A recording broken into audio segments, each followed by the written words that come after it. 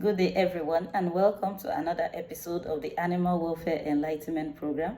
I am Dr. Iyasere Oluwaseun, and today I'll be the 3 R's of animal welfare.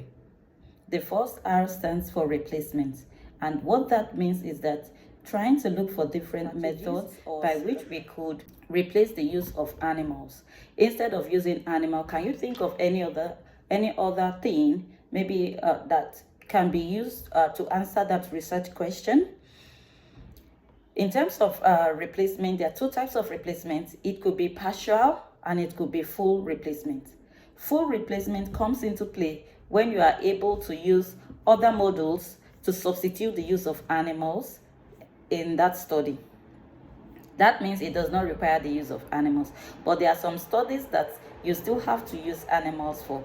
That is where the partial replacement comes into play. For instance, you look at what other species can I use to achieve this same research question instead of using a species that will experience a serious level of pain or distress or suffering when used in that study.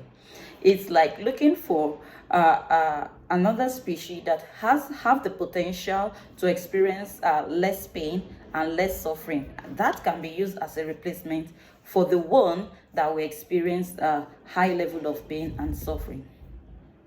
The second R stands for reduction. And what does that tell us? It tells us that we need to be able to calculate the number of animals that we want to subject to any scientific procedure. That means there are some studies that you can still achieve the objective using maybe 20 animals, 30 animals, instead of using 1,000 or 100 of them. So we need to reduce the number of animals that we want to subject to any scientific procedure to the barest minimum. But bearing in mind that this sample size that we have chosen should still give us the opportunity to achieve the objective of the study. And also, we should try as much as possible to get as much information as we can from the animals, so that we don't have to repeat, the experiment several times or study. And thirdly is refinement. And what does refinement mean? That means trying to make the procedure less invasive or non-invasive at all, because animals experience pain, and if you use an invasive procedure, it tends to make if you use an invasive procedure, it may be painful and the effect may last for a long time on the animals. So, like I said, the 3 R's, the first is replacement, the second is reduction, and the third is refinement.